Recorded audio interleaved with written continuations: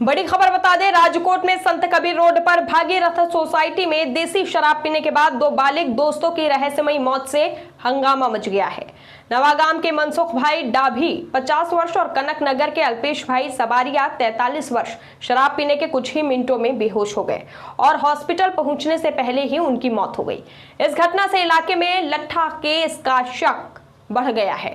दूसरी ओर मृतक मनसुख भाई के बेटे विनय ने जुआ खेलने का बदनाम अड्डा चलाने वाले जीना भगत पर गंभीर आरोप लगाए हैं। विनय के मुताबिक पुरानी दुश्मनी और घर हड़पने की चाहत में जीना भगत ने शराब में जहर मिलाकर दोनों को मार डाला।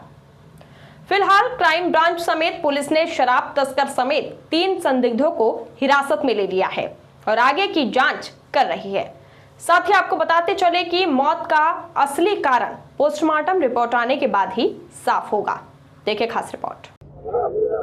विनय भाई मनसुख भाई डाभी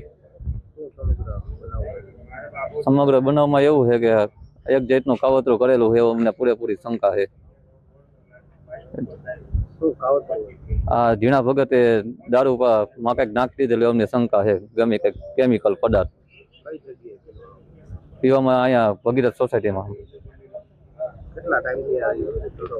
धंधो तो बहुत घणो टाइम थी करे। वली मटकानु करे अने दारूनु ने जुगा व्याज वटानु।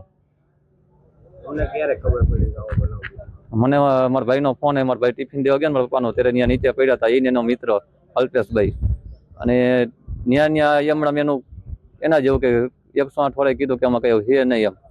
पछी सिविल लईने आव्यो। इमरजन्सी में एम कीधुं फेल थई गई। अमारी मांग ए छे के जीव अमने न्याय मळવો જોઈએ।